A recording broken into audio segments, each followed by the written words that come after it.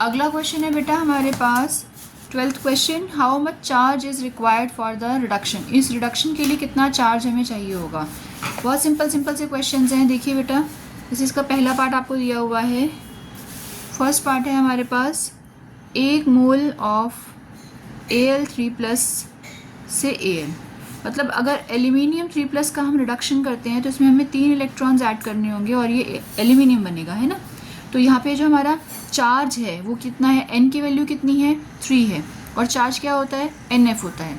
तो हमने क्या किया 3F, या तो आप इसको इस फॉर्म में छोड़ दीजिए, या फिर क्या होता है दूसरा कि आप इसको फर्दर सॉल्व कर रहे हो, Q = 3 × 96500, that is coulomb per मोल के हिसाब से।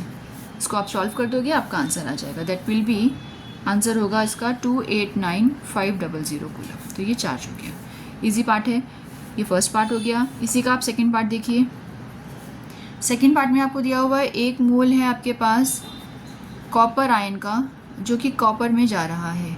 तो आपका कॉपर आयन जो है वो 2 इलेक्ट्रॉन गेन करेगा और क्या बना देगा, कॉपर बना देगा, है ना। n की वैल्यू क्या आ गई 2, तो चार्ज कितना होगा, चार्ज होगा NF, दैट इज़ Q = 2 × 96500। आपने इसको सॉल्व किया और आपके पास वैल्यू आ गई 19300 कूलम। तीसरा पार्ट भी देखिए इसका जल्दी से। तीसरा पार्ट क्या है, 1 मोल है आपके पास MnO4- का, जो कि Mn2+ में जा रहा है, Mn2+ में जा रहा है ना। तो अगर आप देखो MnO4- में यहाँ पर इसका ऑक्सीडेशन नंबर क्या होगा। ऑक्सीडेशन नंबर मैं जल्दी से आपको सिखा देती हूँ कैसे होता है। MnO4- है, जिसका निकालना होता है उसे हम X लेते हैं। 4 नॉर्मल ऑक्सीजन का -2 = -1, जो भी चार्ज सामने लिखा होता है वो सामने आ जाता है। ओवरऑल जो चार्ज होता है किसी भी कंपाउंड का वो इसके इक्वल हो जाता है। तो X विल बी -1 + 8, तो ये X यहाँ पे देखिए 7 आ गया, है ना। तो मतलब यहाँ पर जो मेरा मैग्नीशियम है वो +7 ऑक्सीडेशन स्टेट पर है, और ये यहाँ से कहाँ जा रहा है, Mn2+ पे।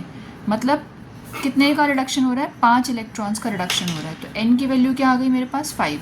तो यहाँ से मैं चार्ज निकालूंगी NF 5 × 96500, और इसको आप मल्टीप्लाई करोगे तो आपके पास आंसर आ जाएगा 482500।